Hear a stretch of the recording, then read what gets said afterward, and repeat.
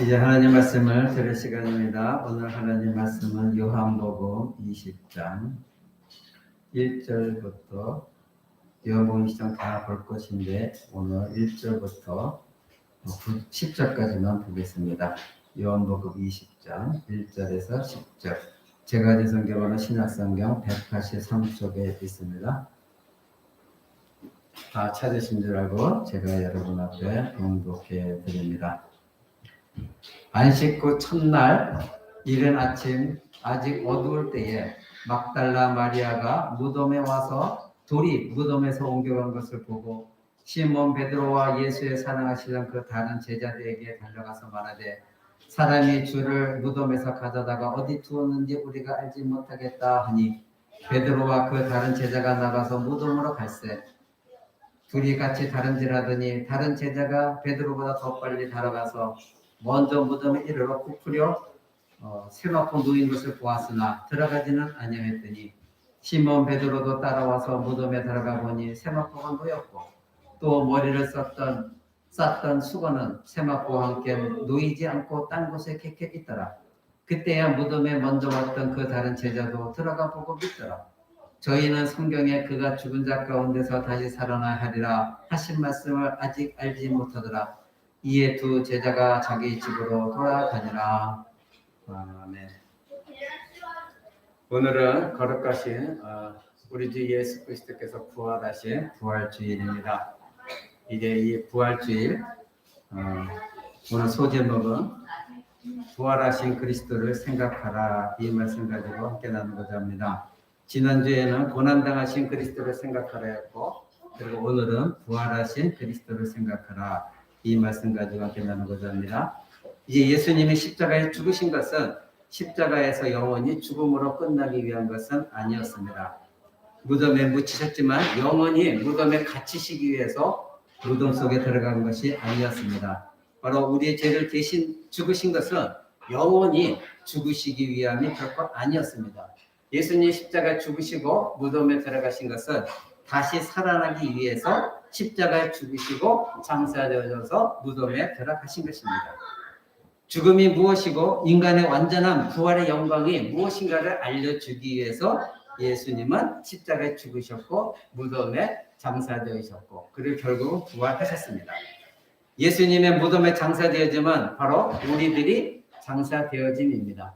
우리는 예수 그리스도를 믿고 그리스도와 연합되어져 있기 때문에 예수 그리스도가 십자가 죽으셨을 때 우리도 죽었고 예수님 무덤에 묻히셨을 때 우리도 묻힌 것이고 예수님 부활하셨을 때 우리도 부활한 것입니다.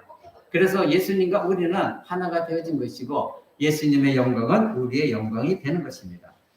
지난주에 우리는 고난당하신 그리스도를 생각하라는 제목으로 말씀을 나눴습니다. 오늘은 이제 부활하신 그리스도를 생각하라 이 말씀을 가지고 오늘은 요한복음 20장을 위주로 여러분에게 함께 말씀을 나누고자 합니다. 오늘 본문 읽은 말씀에 막달라 마리아라는 여인이 나타납니다. 바로 이 막달라 마리아는 1절에 보니까 안식 후 첫날 일찍이 어두울 때에 막달라 마리아가 무덤에 와서 돌이 무덤에서 옮겨진 것을 보고 이렇게 말하고 있습니다. 자, 막달라 마리아는 예수님을 너무나도 사랑한 사람입니다. 그래서 예수님이 죽으시고 나서 아침 일찍 해가 뜨기 전에 무덤에 도착했습니다. 황교님 잠깐 저 문 좀 닫아주시겠어요? 막달라 마리아가 아침 일찍이 이제 무덤가에 왔는데 무덤의 문이 열려져 있었습니다.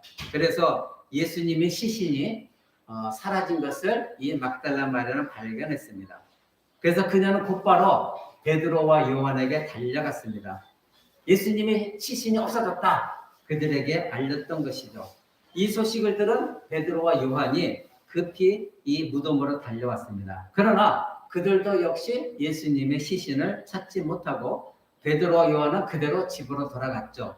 그러나 이 막달라 마리아는 이 여인은 돌아가지 않고 그 무덤에 계속해서 서서 무덤을 지키고 있었던 것입니다.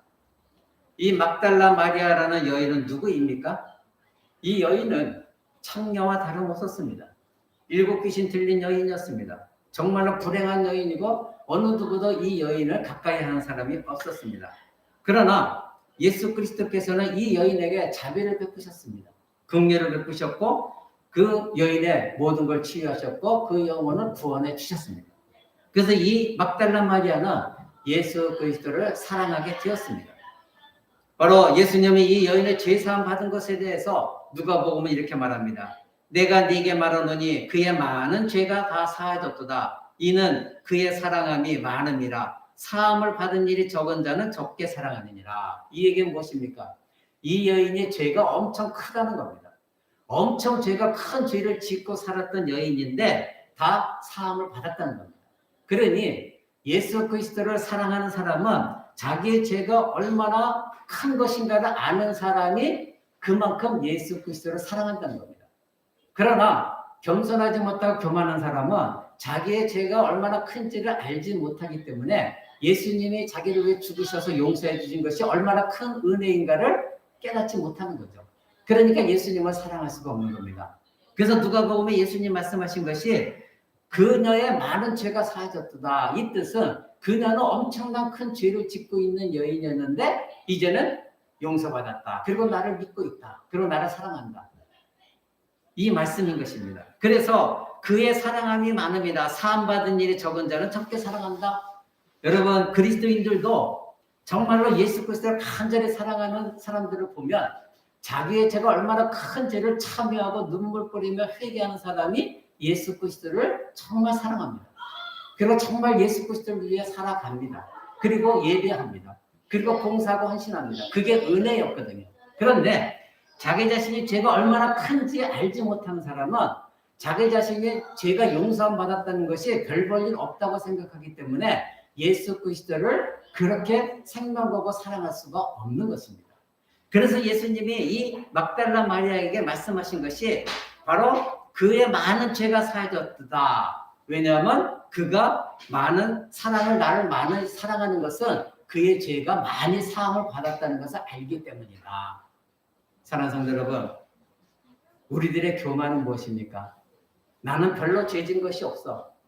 그죠? 오늘도 우리 주일학교 아이들하고 대화하면서 우리들의 가장 큰 죄가 무엇일까? 그래서 우리들의 죄는 여러 가지 거짓말한 죄, 부모에게 불순종한 거 이런 죄를 말합니다. 그러나 여러분들이 집에서 먼저 가르쳐야 될 것은 우리들의 죄는 하나님의 말씀에 불순종한 겁니다. 거기서부터 모든 것이 나온 겁니다. 그래서 오늘 아담과 하와의 죄부터 다시 시작했습니다. 거기서부터 우리의 모든 죄가 나왔다. 그래서 하나님을 사랑하는 사람들, 예수 그리스도를 사랑하는 사람들은 어떻게 하면 하나님 말씀에 순종할까? 그렇게 노심초사하며 살아가는 사람들이고 그런 사람들은 겸손한 사람들이고 교만한 사람들은 자기의 죄가 얼마나 큰지 알지 못하기 때문에 나 정도만 신앙생활 해봐. 나 정도만 올바른 사람이 어디 있어.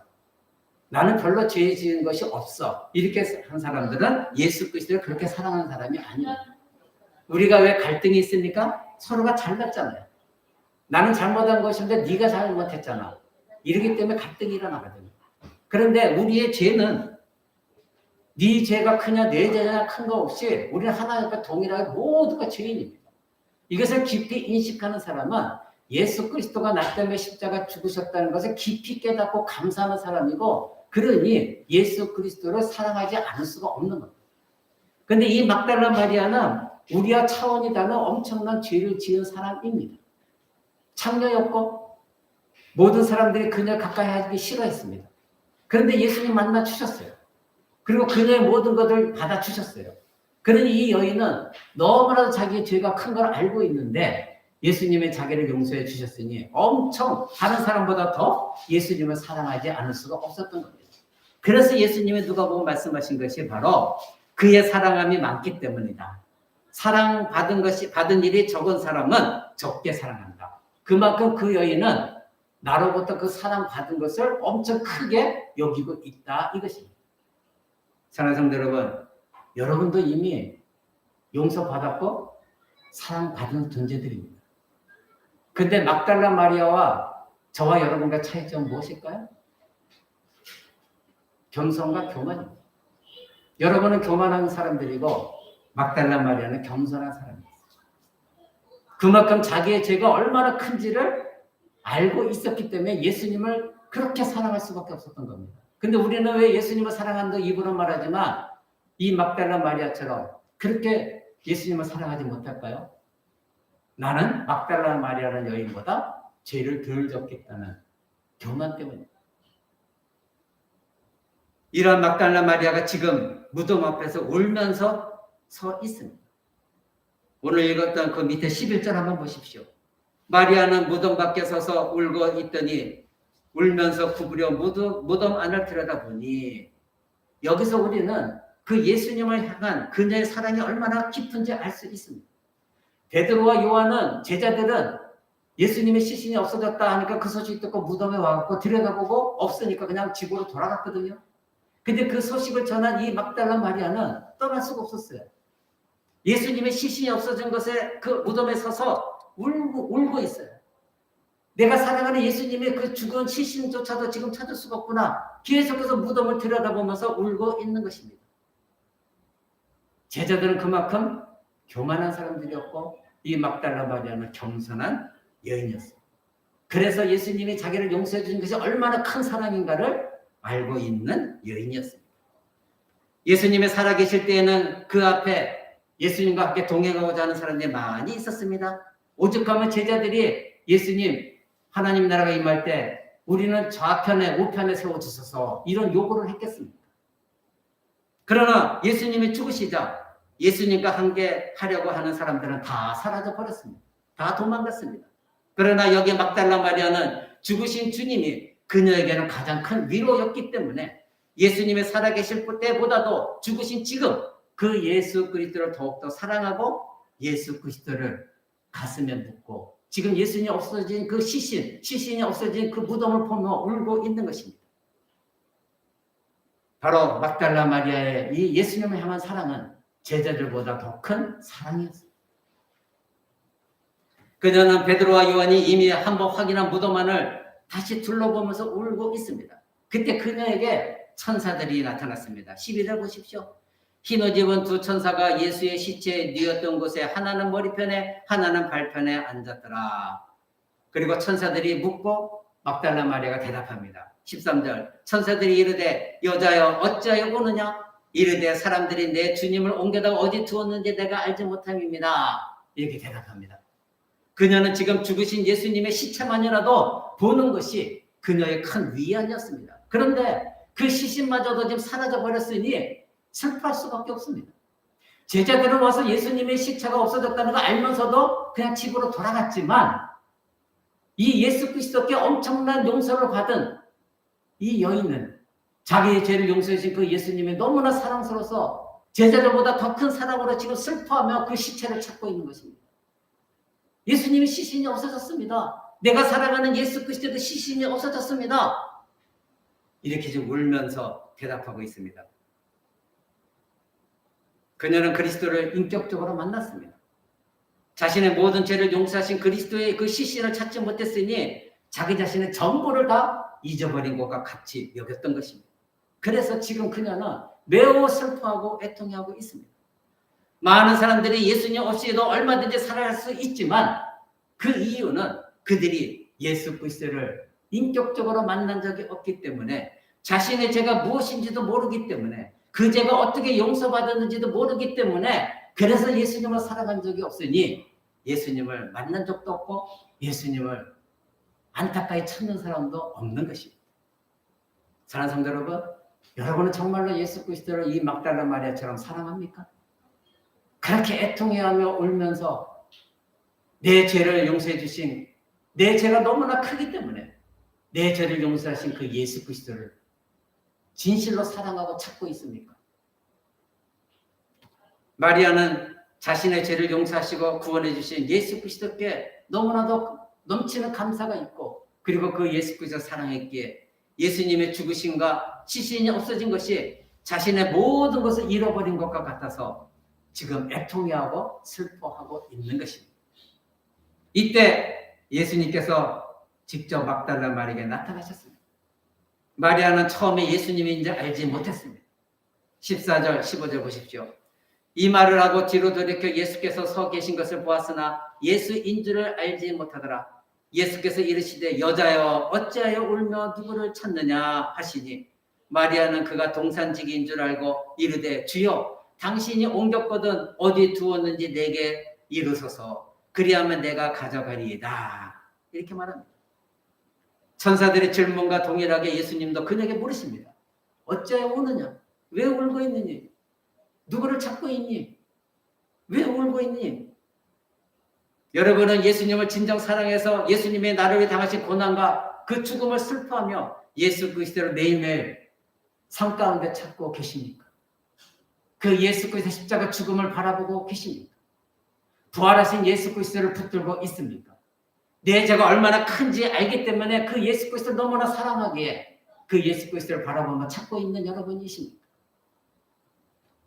마리아는 부활하신 예수님의 동산직인 줄 알고 대답합니다. 15절 중간쯤에 마리아는 그가 동산직인 줄 알고 이르되 주여 당신이 옮겼거든 어디 두었는지 내게 말하소서 그리하면 내가 가져가리라. 마리아는 두려움 없이 조건 없이 자신의 힘으로 이 예수 그리스도의 시신을 가져가겠다고 말하고 있는 것입니다. 나는 지금 그 예수 그리스도 죽으심 시신이라도 필요합니다. 그분이 시신만이라도 나에게 위로입니다. 나는 그분을 너무나 사랑합니다. 고백하는 겁니다. 예수님을 향한 사랑은 그녀가 무엇을 할 수 있느냐? 무엇을 해야만 하느냐? 걸림돌이 되어지지 않았습니다. 내가 예수 그리스도의 시신을 옮길 만한 힘이 있느냐? 능력이 있느냐? 이것을 지금 따지지 않고 지금 예수님의 시체만 찾아주면 내가 가져가겠다. 이렇게 말하고 있는 것입니다. 단지 예수님을 향한 이 막달라 마리아 사랑 자체가 바로 예수님의 시신을 찾아서 자신이 모시고 싶은 간절한 마음이 그녀를 사로잡은 것입니다. 그러한 막달라 마리아를 향해서 예수님이 마리아야 하고 부르십니다. 16절 보십시오. 예수께서 마리아야 하시거늘 마리아가 돌이켜 히브리 말로 라옵니 하니 이는 선생님이라는 말이라. 예수님의 이 말씀 한마디는 마리아의 모든 영혼을 깨우치는 능력이 있는 생명의 말씀이었습니다. 위에 우리가 읽은 대로 예수님을 동산지기로 생각했던 이 마리아였습니다. 그래서 예수님의 시신을 달라고 말한 그녀에게 마리아야 라는 예수님의 이 말씀은 생명적인 음성으로 들려졌고 이제 곧바로 그녀의 영혼의 눈이 열리면서 마리아는 부활하신 예수 그리스도를 발견한 것입니다. 그러면서 외친 것이 라옵니 선생님 이거였습니다. 이제 마리아의 눈물은 곧바로 멈췄습니다. 그리스도를 알아보기 시작했던 것입니다. 바로 그리스도의 부활은 이 막달라 마리아의 부활과 같은 것이었습니다. 예수 그리스도가 죽었을 때 성경은 분명히 말합니다. 여러분이 그 안에서 죽은 것이고 예수님의 부활을 다시 살아나신 것은 여러분이 예수 안에서 다시 살아난 것이다. 분명히 말하고 있습니다. 그러니 이 막달라 마리아도 예수 그리스도의 부활이 자기의 부활로 여긴 것입니다. 자신의 모든 죄를 용서하시고 은혜를 베푸신 그 그리스도를 너무나 사랑했고 십자가 죽음까지도 따라갔던 막달라 마리아였습니다. 지난 시간에 봤던 예수님이 십자가를 지고 골고다 언덕으로 오르셨을 때에 눈물 흘리며 뒤를 쫓아갔던 여인 중에 한 사람이 막달라 마리아였고 제자들은 예수님 십자가 달렸을 때 다 도망갔지만 그 십자가 밑에서 울면서 예수님을 바라봤던 여인들 중에 한 무리 중에 한 사람이 막달라 마리아였습니다. 이제 그리스도의 죽음을 확인하게 하고 나서 낙심됐던 이 막달라 마리아 이제 예수님의 시신이라도 찾아보려 했던 그러나 시신조차도 발견하지 못해 낙심했던 그녀의 심령을 예수님이 다시 살려주고 계십니다. 그것이 바로 예수 그리스도의 음성이었습니다. 마리아야. 이 말씀 한마디로 그녀의 마음이 생명력으로 다시 가득 차게 되었습니다. 더 이상 슬픔이 없었습니다. 오 주님 라옵니 외친 것입니다. 두려움, 기쁨, 당황의 마음이 이제는 라옵니 이 한마디로 외치는 것으로 그녀의 마음의 심령을 표현했습니다. 예수님은 그녀에게 말씀하십니다. 17절 보십시오. 예수께서 이르시되 나를 붙들지 말라. 내가 아직 아버지께로 올라가지 아니하노라. 너는 내 형제들에게 가서 이르되 내가 내 아버지 곧 너희 아버지 내 하나님 곧 너희 하나님께로 올라간다 하라. 이렇게 말씀하십니다. 붙들지 말라 말씀하십니다. 예수님은 감각적으로 경험적으로 예수 그리스도를 붙드는 것보다 믿음의 영적인 눈으로 붙드는 것을 원하셨습니다. 의심 많은 도마에게 예수님 뭐라고 말씀하셨습니까? 너는 나를 보는 거로 믿느냐? 보지 않고 믿는 것이 복되다. 말씀하신 것처럼 이 마리아에게 예수 그리스도 몸을 붙잡지 말라고 하셨습니다. 너가 지금 보는 그대로 영적으로 나를 붙들어라. 이 말씀이었습니다. 예수님은 막달라 마리아에게 부활의 소식을 전하는 첫 사람이 되게 하셨습니다. 얼마나 영광될 것입니까? 예수님의 부활을 처음으로 목격한 사람이 누구였습니까? 그토록 사람들에게 비방받고 창녀였던 더럽고 추악한 이 여인 막달라 마리아였습니다. 그녀가 예수님의 부활을 처음으로 목격했고 처음으로 예수님의 사명을 받았습니다. 예수님께서 그녀를 제자들에게 보내셔서 나의 부활 소식을 전하라 말씀하셨습니다. 이제 마리아는 그리스도를 육적으로 붙드는 것 대신에 사도들에게 예수 그리스도의 부활의 소식을 전하는 자로서 보내심을 받은 것입니다. 그 소식의 주 내용은 바로 무엇이었습니까? 예수 그리스도의 부활과 승천에 관한 내용이었습니다. 17절 보십시오. 내 아버지 곧 너희 아버지, 내 하나님 곧 너희 하나님께로 올라간다. 승천을 말씀하신 것입니다. 나는 이제 올라간다. 그리스도와 하나님 아버지의 관계는 이제는 그리스도의 고난과 십자가 죽음 그리고 부활을 통하여 하나님과 우리의 관계로 다시 동일하게 되었다는 것을 지금 알려주고 있습니다. 어떤 문구에서 그렇습니까? 17절 내 아버지 곧 너희 아버지, 내 하나님 곧 너희 하나님. 여러분 이 말씀을 읽을 때 무엇을 느꼈습니까? 그냥 읽고 지나갔습니까? 예수님은 지금 놀라운 말씀하고 계십니다. 예수님의 아버지가 우리의 아버지라고 말씀하고 계십니다. 예수님의 하나님이 바로 우리의 하나님이라고 말씀하고 있습니다. 예수 그리스도 우리를 완전히 동일한 관계 속에서 말씀하고 있습니다. 예수 그리스도 하나님의 관계가 바로 우리가 하나님과 관계가 똑같은 관계다. 예수님은 이렇게 말씀하고 있는 것입니다. 이 얼마나 복된 소식입니까?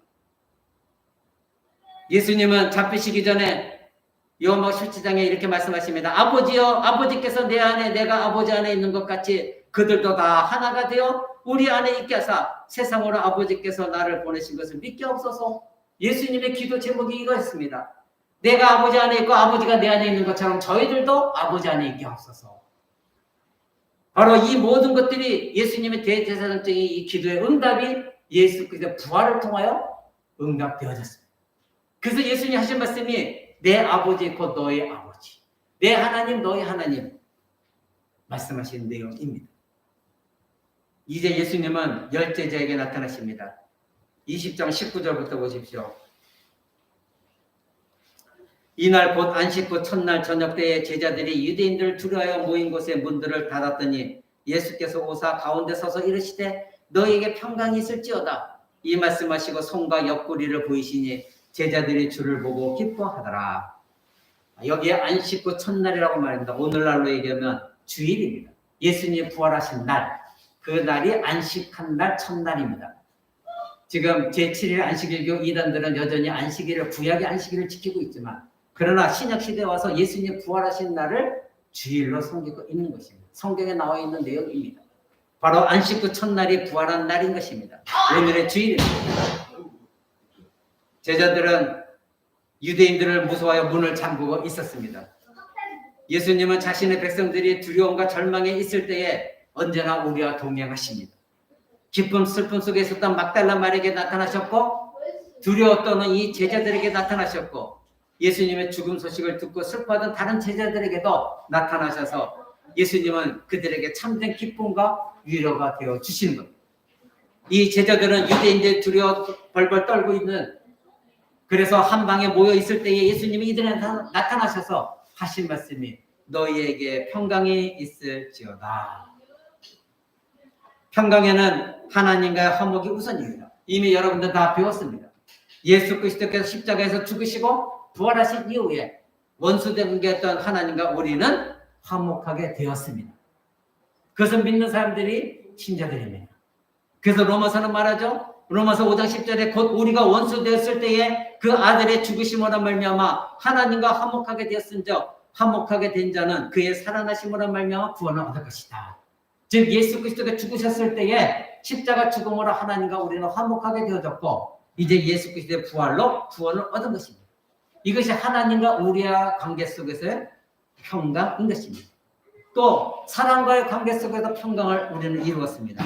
우리는 모두가 다 그리스도 안에서 한 몸이 되어서 하나가 되어지고 화목하게 되어져 예수 그리스도를 말미암아 우리는 하나님 안에서 함께 즐거워하는 그리스도의 몸이 되어진 것입니다.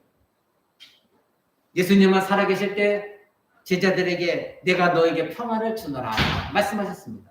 근데 지금도 부활하신 후에 유대인들이 두려워서 문을 잠그고 있던 이 제자들이 모여있는 방 안에 예수님이 나타나셔서 첫 말씀이 너희에게 평강이 있을지어다 이거였습니다. 언제나 예수 그리스도는 우리를 위하여 평강, 위로가 되어주시는 분이십니다. 여러분들 두려워 떨고 힘들 때 누구를 찾습니까? 사람을 찾습니까? 세상을 찾습니까? 여러분의 진정한 평강은 오직 예수 그리스도로부터 오는 것, 그것이 진정한 평강입니다. 예수님은 제자들에게 말씀하십니다. 20절 보십시오. 손과 옆구리를 보이셨다. 그리스도가 살아나신 확실한 증거였습니다. 도마가 믿지 못했던 증거였습니다. 25절 도마는 이것을 믿지 못했죠.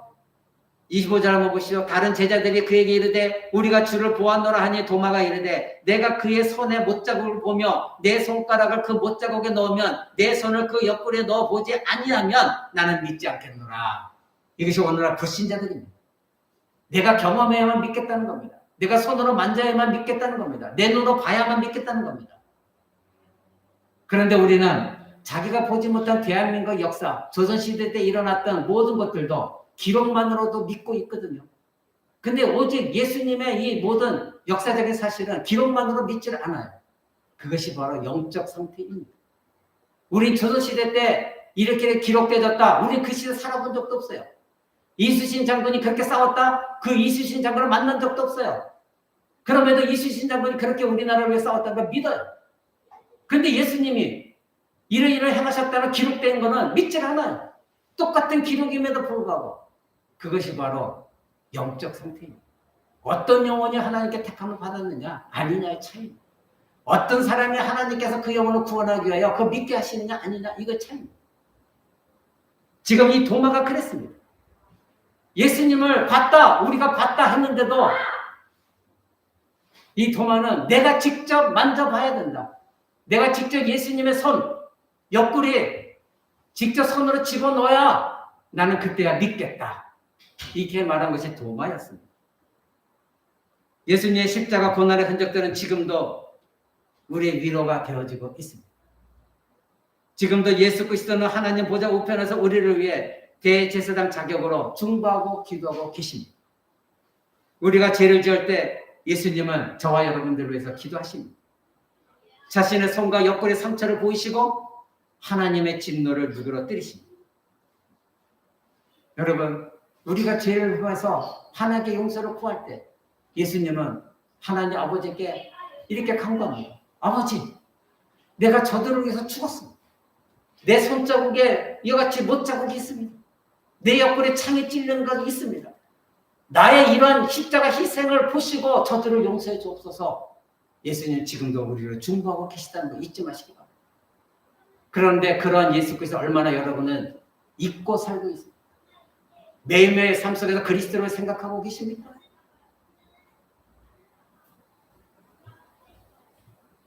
하나님은 우리를 보실 때 우리를 직접 보지 아니하시고 이제는 예수 그리스도의 십자가를 통하여 우리를 보시기 때문에 우리를 하나님의 자녀로 삼아 주시는 것입니다. 만약에 예수 그리스도의 십자가 죽음과 부활이 없었다면 하나님은 우리가 똑같은 여전히 불신자와 같은 진노의 자녀일 뿐입니다. 우리는 죽어 마땅한 자들일 뿐입니다. 예수님은 최종 심판을 오실 때에 모든 원수들과 불신자들에게 예수님의 그 손 박혀있는 못자국, 옆구리에 찔린 창자국을 불신자들에게 보여주실 것입니다. 그러나 그들은 그들에게 구원을 주시기 위해 예수 그리스도의 십자가 죽음을 받아들이지 않기 때문에 결국은 멸망의 지옥에 떨어질 수밖에 없는 것입니다. 그래서 요한계시록 1장 7절에 이렇게 말합니다. 볼지어다 그가 구름을 타고 오시리라. 각 사람의 눈이 그를 보겠고 그를 찌른 자들도 볼 것이요 땅에 있는 모든 족속이 그로 말미암아 애곡할 것이다. 성경은 지금까지 예언한 대로 하나도 흐트러진 것이 다 성취되어졌습니다. 예수 그리스도 심판을 오실 때에 예수 그리스도 믿지 않은 모든 자들은 예수님의 그 손바닥에 난 못자국과 옆구리 찔린 그 창자국 그대로 그들은 심판받을 것이다. 그들이 예수 그리스도를 죽였고 그들이 예수 그리스도를 비난했고 조롱했고 침뱉었습니다. 그들은 예수님의 심판주로 오실 때에 반드시 심판을 당할 것입니다.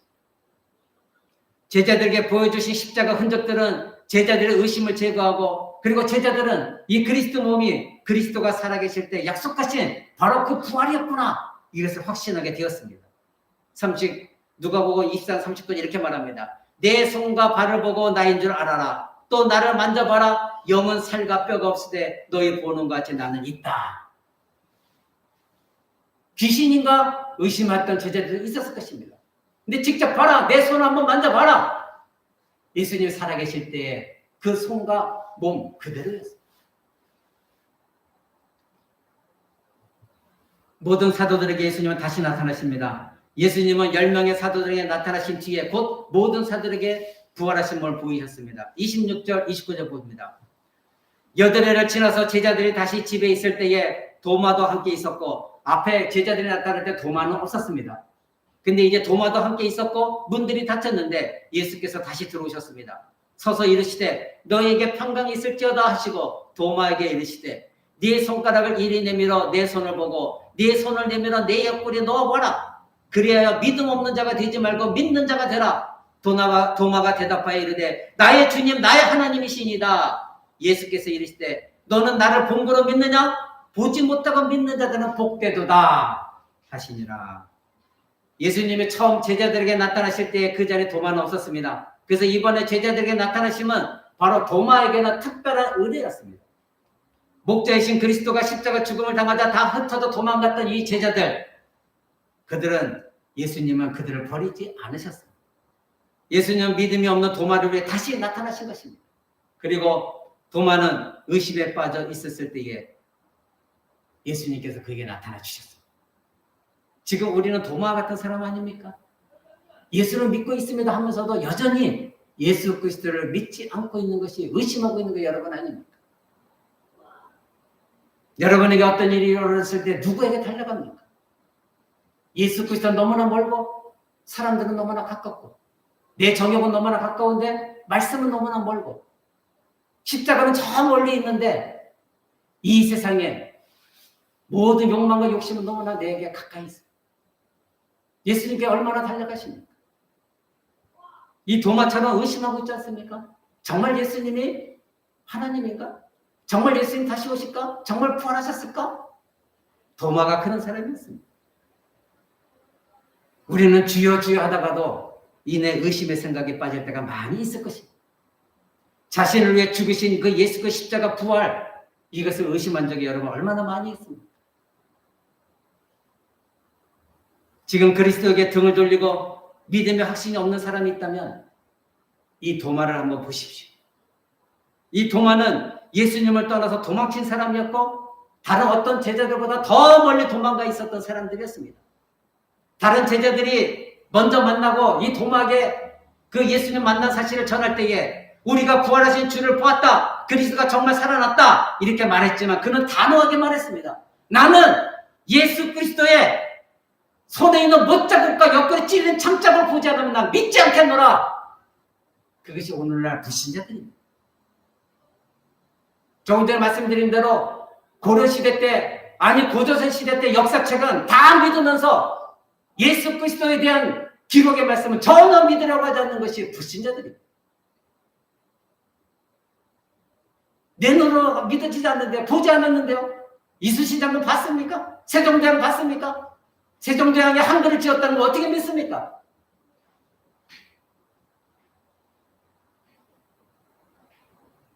이 도마는 나는 예수님의 그 모든 흔적을 보지 않으면 믿지 못하겠다. 강력하게 말했던 사람입니다. 그런 도마에게 27절 보십시오.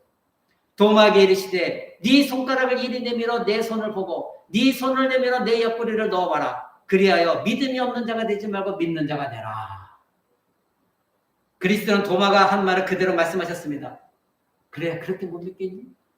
네 눈으로 보지 않고 네 눈으로 만져지지 않으면 네 손으로 만져지지 않으면 믿지 못하겠다고? 그래 나를 봐라.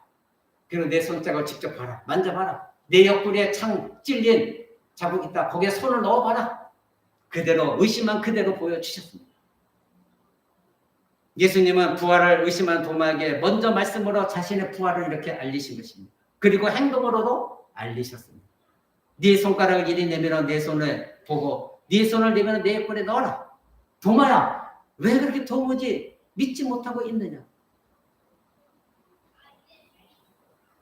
히브리서 11장 여러분이 히브리서 공부를 했습니다.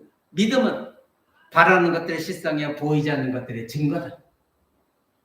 그래서 여러분의 정말로 여러분 믿음이 있다고 한다면 여러분의 삶 가운데 실상으로 나타나셔야 됩니다. 여러분 믿음이 보여져야 됩니다.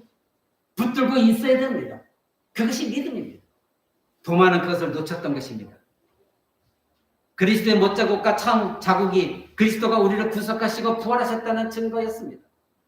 그리스도는 죽음을 죽음으로 이기시고 승리하셨습니다. 모든 통치자 권세자들을 다 무력화시켰고 그들을 다 구경거리 삼으셨고 십자가로 그들을 이기셨다. 골로새서 말하고 있습니다. 이제 도마의 고백을 보십시오. 28절 도마가 대답하여 이르되 나의 주님이여 나의 하나님이십니다. 도마는 하나님을 눈으로 보고 손으로 만졌습니다. 도마는 부활하신 그리스도를 단지 한 인간이 아니라 자신의 주님, 자신의 하나님으로 지금 고백하고 있는 것입니다. 예수님은 도마를 칭찬하시고 그 잘못된 믿음에 대해서 고쳐주십니다. 그래서 말씀하신 것이 29절 너는 나를 본 거로 믿느냐? 보지 못하고 믿는 자가 복된 것이다. 우리는 복을 너무나 좋아하죠. 블레싱. 예, 서양 사람도 이 블레싱 너무나 좋아합니다. 그런데 여러분이 알고 있는 블레싱과 서양 사람이 말하는 블레싱은 다릅니다. 여러분은 그저 나에게 명예, 돈, 물질, 권세, 출세, 사업 잘 되는 거 이것이 복이라고 생각하죠. 그러나 예수님이 여기서 말씀하시는 복은 여러분이 알고 있는 그 복과 다른 복입니다. 바로 하늘로부터 오는 복인 것입니다. 믿는 자들은 이런 하늘의 축복이 있다. 이 복을 여러분 원하십니까? 우리의 믿음은 도마처럼 언제나 연약합니다. 우리의 믿음은 봄철에 대지를 뚫고 나온 연약한 새싹처럼 연약한 존재들입니다. 그런데 이 연약한 믿음을 그리스도께서 붙들어 주시고 고쳐주시는 것은 앞으로 오는 모든 세대에게 동일하게 여러분 자녀 세대에게도 복된 것이 될 것입니다.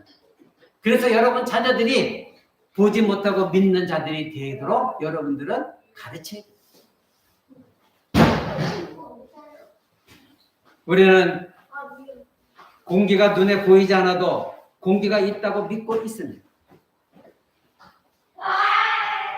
우리는 보이지 않는 산소가 있기에 산소를 들이마시며 살고 있다고 믿고 있습니다. 근데 공기가 보여집니까? 산소가 보여집니까? 그러나 그것이 있다고 믿고 있습니다. 그런데 어찌하여 예수님은 눈에 보이지 않는다고 믿지 못하느냐 이겁니다. 다른 것은 보이지 않아도 있다고 다 믿고 있는데 어떻게 유독 예수님은 보이지 않는다고 믿지 못하느냐 이겁니다. 이것이 바로 하나님 택한 사람들과 아닌 사람들의 차이입니다. 죽은 영혼과 살아있는 영혼의 차이입니다. 보이지 않는다고 해서 허구가 아닙니다. 보인다고 해서 진리도 아닙니다. 이제 예수님은 디베라 호수에서 몇몇 사도를 다시 만납니다. 21장 1절에서 4절 보시기 바랍니다. 21장 그 후에 예수께서 디베라 호수에서 또 제자들에게 자기를 나타내신 일은 이러하니라. 시몬 베드로와 디도하는 도마와 갈릴리 가나 사람 나다나엘과 세베대 아들들과 또 다른 제자들이 함께 있더니 시몬 베드로가 나는 물고기 잡으러 가노라 하니 그들이 우리도 함께 가겠다 하고 나가서 배에 올랐으나 그날 밤에 아무것도 잡지 못하였더니 날이 새어나갈 때에 예수께서 바닷가에 서셨으니 제자들이 예수인지 알지 못한다. 이런 상황에서 예수님은 이들에게 기적을 바라십니다. 고기를 잡지 못했습니다. 그런데 이들에게 6절을 보십시오. 그들의 나타나서 하신 말씀이 이르시되 그물을 네 배 오른편에 던져라. 그리하면 잡으리라 하시니 이에 오른편에 던졌더니 물고기가 많아 그물을 들 수 없을 정도였더라. 베드로는 곧바로 그리스도를 알아보고 바닷속으로 뛰어듭니다. 7절 보십시오. 예수께서 사랑하시는 그 제자가 베드로에게 이르되 주님이라 하니 시몬 베드로가 벗고 있다가 주님이라 하는 말을 듣고 겉옷을 풀은 후에 바다로 뛰어내리더라. 이렇게 말하고 있습니다. 이제 예수님의 부활 승천하신 이후의 사도들은 바로 그리스도의 십자가 죽음을 증거했습니다. 왜냐하면 그들은 예수님을 직접 만났기 때문입니다. 불명예 죽은 것도 확인했고 무덤에 장사된 것도 확인했고 이제는 부활하신 주님도 만났습니다. 모든 것이 다 증거가 되어졌습니다. 그래서 이들은 이제 성령께서 강림하셨을 때에 강력하게 그들이 전한 것은 오직 예수 그리스도의 십자가 죽음과 부활이었습니다. 지금의 불신자들과 세상과 마찬가지로 당시에도 유대인들은 이 사도들로부터 그리스도 부활 소식을 듣고 분노를 발하였습니다. 그 사도행전을 보면 사도들의 복음을 듣고 그들이 크게 노하여 사도들을 죽이고자까지 했던 것입니다. 그들은 예수 그리스도 십자가에 못 박으라고 외쳤던 사람들입니다. 그들은 강도와 살인자였던 바라바를 놓아주라고 외친 사람들이었습니다. 자신들의 외침과 죄로 예수 그리스도 십자가 못 박은 그들이 지금 그리스도께서 부활하셔서 높은 영광 가운데 있다는 것이 두려운 것입니다. 그것이 분노로 이들은 발산되었던 겁니다. 이제 그리스도가 성경에 기록한 대로 그들의 심판자로 다시 살아났던 사실이 그들은 도저히 받아들일 수가 없었던 것입니다. 사랑하는 성도 여러분, 예수 그리스도의 십자가 죽음과 부활을 받아들이지 않으면 여러분들 심판을 받을 수밖에 없습니다. 그래서 불신자들에게 이런 말을 하면 분노가 일어나는 이유는 무엇입니까? 그들 안에는 하나님이 세우신 형상이 아직 흔적이 남아있기 때문에 자기 자신이 예수를 믿지 않으면 심판받았다는 것을 알고 있기 때문입니다. 무의식적으로 알고 있기 때문에 예수 그리스도 믿지 않으면 지옥이요 멸망당한다는 말이 듣기 싫은 거죠. 그래서 반발하는 거예요.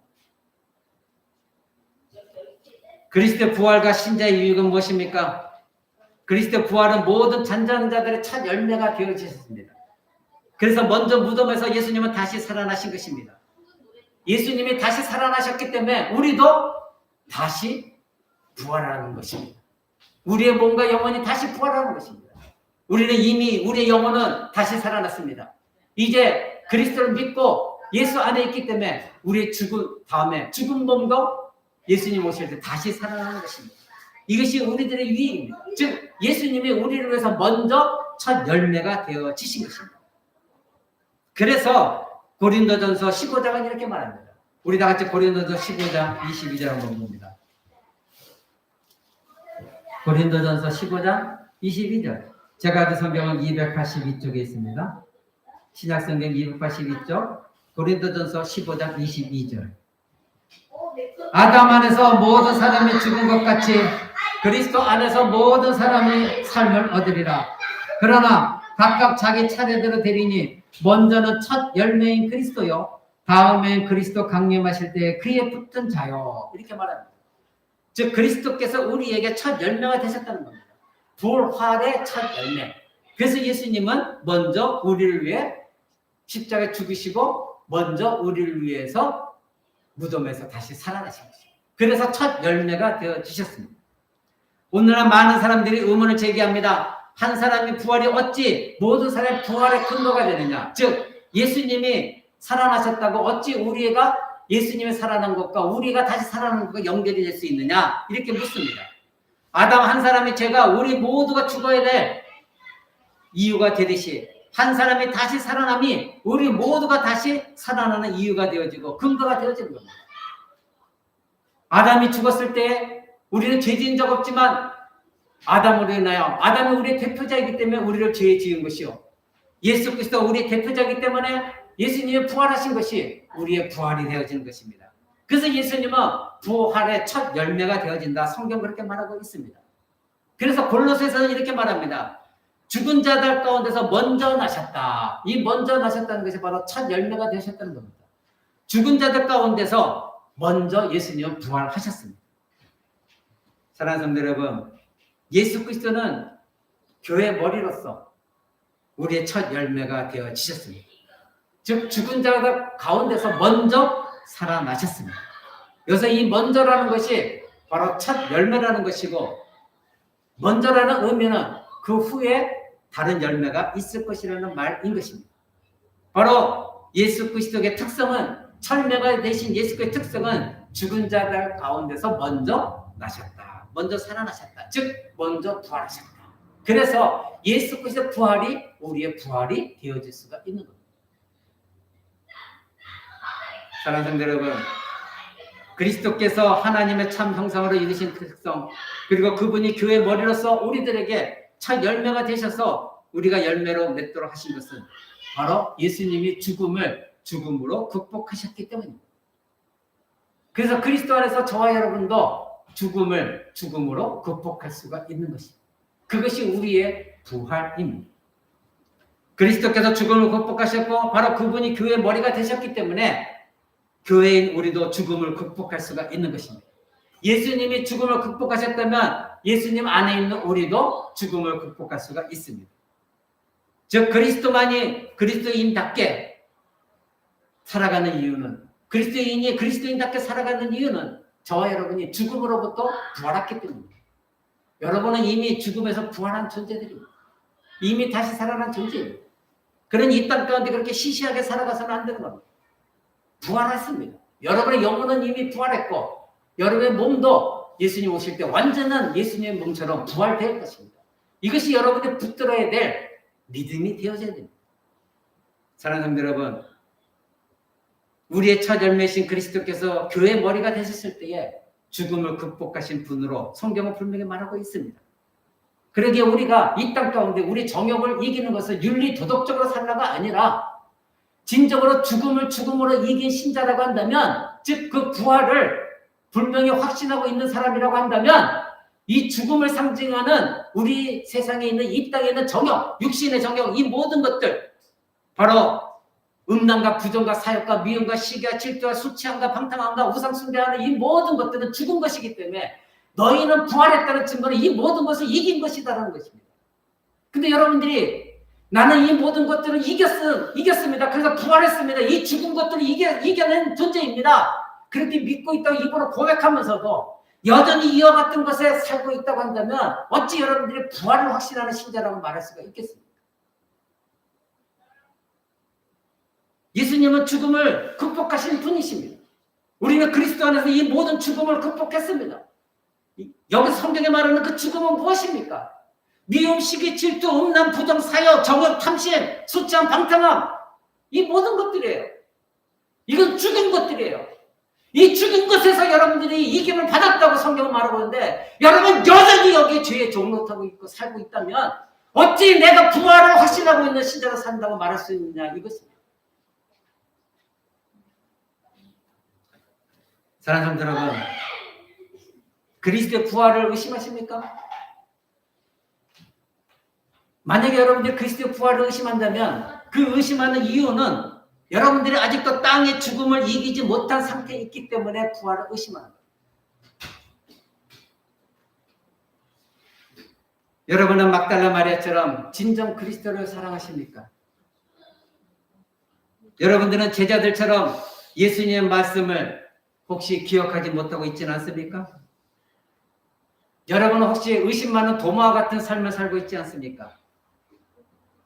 그리스도께서 여러분 자신을 위해 십자가에 죽으셨고 여러분 자신을 위해 다시 부활하셨다는 것을 믿고 있습니까? 진정 여러분이 예수 그리스도의 십자가 죽음과 부활을 믿고 있다면 여러분들은 죽음을 이긴 존재들입니다. 마지막으로 우리 요한복음 11장 25절 한번 봅니다. 요한복음 11장 25절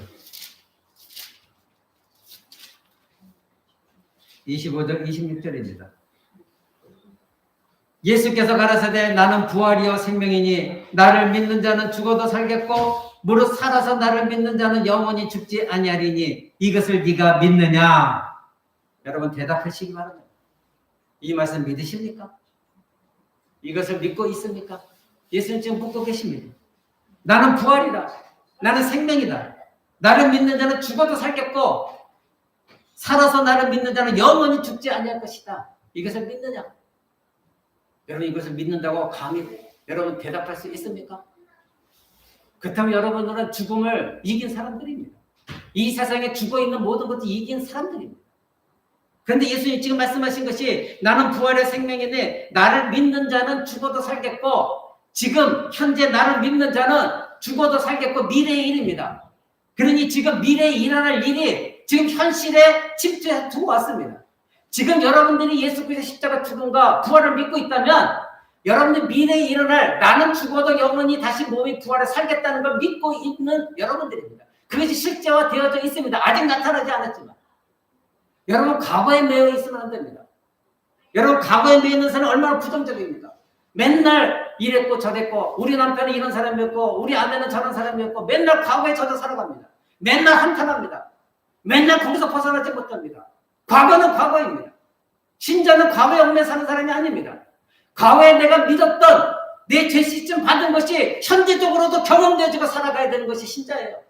근데 맨날 과거에 매여 살아요. 과거에 내가 어땠고 과거에 누가 나를 힘들게 했고 과거에는 어떻고 그 사람은 어떻게 우리가 신자라고 말할 수 있겠습니까? 저와 여러분이 이미 과거에 죄시점 받은 거 확신하다면 현재도 여러분 죄시점 받은 거 확신하시길 바랍니다. 과거에 여러분이 예수님의 십자가의 죽음과 부활을 믿었기 때문에 부활을 확신했다면 지금도 여러분은 부활한 존재라고 믿으시기 바랍니다. 미래에 일어날 일이지만 그 미래에 일어날 일이 지금 예수님 말씀하시고 현재적으로 너희가 지금 너에게 있다는 겁니다. 이 말씀을 불신자들은 믿지 못해요. 왜? 영혼이 죽어있기 때문에. 그래 여러분들이 지금 믿고 있거든요. 그렇다면 그런 믿음으로 살아가시기 바랍니다. 예수님 지금 묻고 계십니다. 나는 부활의 생명이다. 나를 믿는 자는 죽어도 살겠고 무릇 살아서 믿는 자는 영원히 죽지 않는다. 이것을 너희가 믿느냐? 믿습니까? 그렇다면 여러분은 과거에 내가 믿었던 용서받았던 건 현재적으로도 매일매일 경험되어야 되고 그래서 내가 예수 믿었기 때문에 부활을 얻은 것은 현재적으로도 여러분 부활의 삶을 살아가야 됩니다. 미래에 일어날 일이지만 예수님은 그 미래에 일어날 일 그때 가서 받아라 하지 않으셨습니다. 지금 여러분 부활의 삶을 살아가고 있다는 것. 이것을 믿느냐 이것을 물으신 것입니다. 믿으십니까? 그렇다면 여러분 그렇게 시시하게 살아가지 않습니다. 도마처럼 의심하지 않습니다. 죽어있는 이 세상의 육신의 정욕에 매달려 살지 않습니다. 왜? 나는 이미 부활한 존재이기 때문에. 내 영혼은 지금 예수 그리스도께 하나님 보좌 우편한 데 있기 때문에 나는 내 몸이 썩어서 다 화장돼 불태워진다 할지라도 예수 그리스도 같은 몸을 입을 것을 확신하기 때문에 여러분 그렇게 시시하게 살아가지 않습니다. 부활하신 그리스도를 생각하시기 바랍니다. 지난주에는 고난당하신 그리스도를 생각하라. 이번 주는 부활하신 그리스도를 생각하라. 이것이 신자들의 생명입니다. 이번 한 주간 동안에도 끊임없이 부활하신 예수 그리스도, 이 막달라 마리아처럼 내 죄가 얼마나 큰지를 알고 있는 사람은 예수 그리스도를 내 죄 사함받은 만큼 사랑할 수밖에 없습니다. 그러나 교만한 사람은 나는 별로 잘못한 것이 없는데 예수님이 나 때문에 죽으셨다 믿어. 나는 요만큼 잘못했거든. 그런 사람들 보십시오. 아무리 신앙생활해도 교만 덩어리입니다. 그러나 자기가 창녀였고 사람들에게 멸시당했던 이 사람을 예수님이 살려주셨고 그래서 그녀는 예수님 몸에 향유 옥합을 다 깨서 그 향유를 뿌리고 눈물로서 예수님의 발을 머리카락으로 씻겨 드린 이 여인이었습니다. 여러분 그만큼 예수 그리스도 사랑합니까? 여러분 그만큼 큰 죄를 용서받았다는 것을 확신합니까? 감사합니까? 그렇다면 고난당하신 그리스도를 생각하고 부활하신 그리스도를 생각하시기 바랍니다. 기도합니다. 우리 다 같이 오늘